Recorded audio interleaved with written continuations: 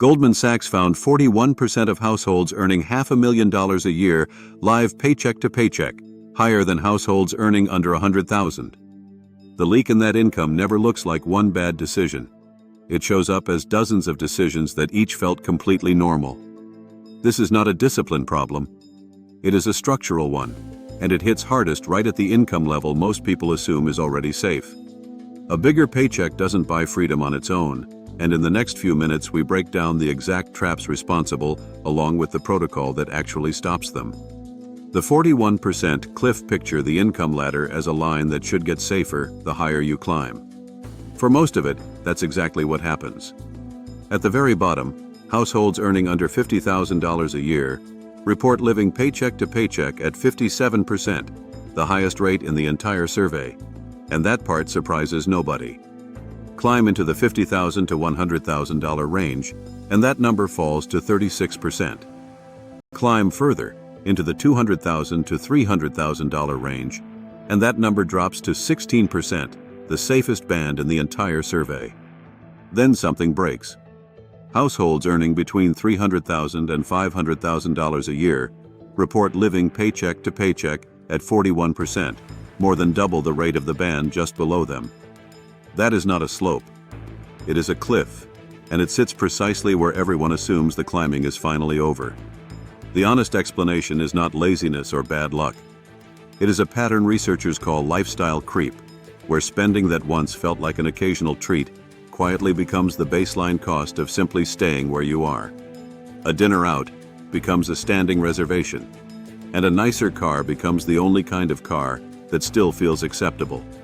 A country club membership or a private school tuition becomes the price of staying in the right circle.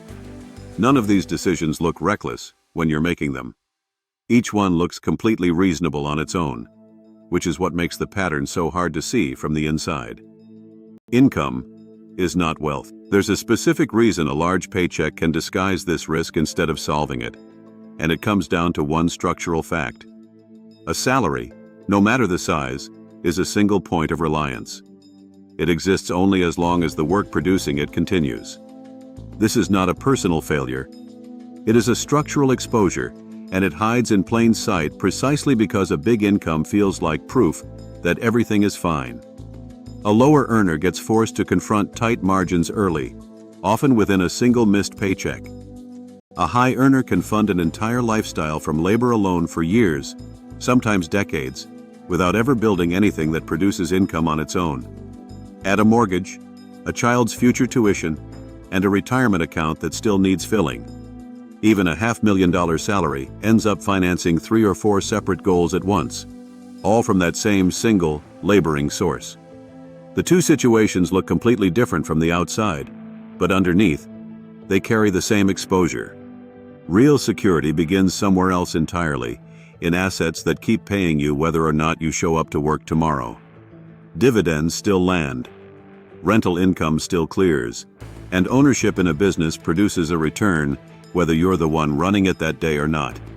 This is the actual meaning behind the idea of ownership over labor. It is not a slogan. It is the difference between income that requires you and income that doesn't, and almost every high earner is living entirely on the side of that ledger that requires them. The 3 traps. 3 specific mechanisms are responsible for turning a rising income into a fixed trap, and once you can name them, you start noticing them in your own decisions immediately. Hedonic adaptation explains a lot of it. This is the process by which an upgrade feels like a big deal for a short window, then becomes the new normal your mind stops noticing at all. A nicer apartment feels like an achievement for the first few months, and after that, your mind simply files it as baseline. The feeling of progress disappears even though nothing was lost, which is why the same income that once felt abundant eventually feels like just enough, and later, not enough at all.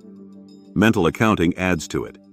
New income, especially a raise or a bonus, gets mentally filed into a separate category labeled extra, as if it doesn't count toward your actual financial position.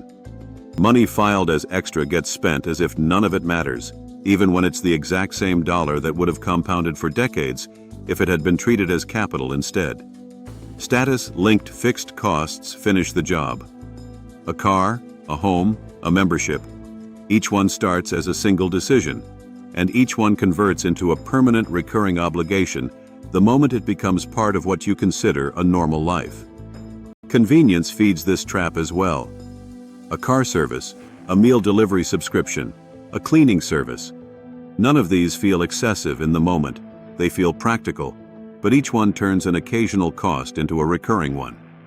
The cost of simply maintaining normal keeps climbing, and the room available for a slow month, a bad quarter, or an unexpected setback keeps shrinking at the same time. These three traps compound together. Here is the counterintuitive part, the one that almost no one talks about. Noticing them isn't the same as stopping them. Plenty of intelligent, disciplined people can name every one of these patterns and still live inside all three at once, because insight alone never turned out to be the mechanism that was missing. The protocol. The fix is not deprivation. Cutting your spending to zero would solve the wrong problem, since the goal was never to earn less or spend less. The goal is to make sure the asset side of your life grows at least as fast as the lifestyle side. That way, the ratio between what depends on you and what doesn't keeps improving instead of staying flat. Here's the practice itself. Before any raise, bonus, or new revenue touches a single discretionary purchase, route a fixed share of it directly into an asset first, automatically. The decision gets made once at the system level instead of 100 times in the moment. Automating the split removes the exact moment where mental accounting turns new income into money that feels like it doesn't count.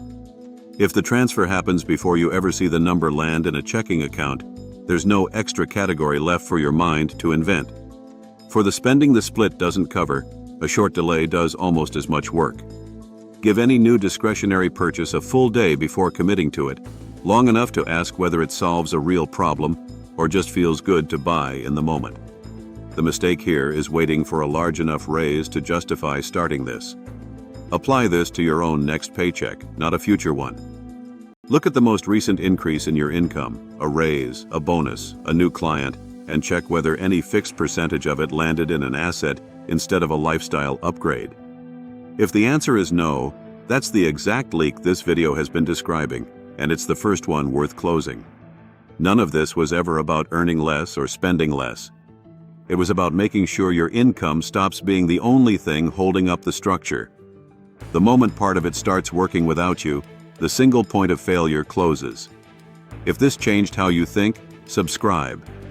I break down these frameworks every week, the psychology, habits, and mental models of the world's highest performers, distilled into tools you can actually use.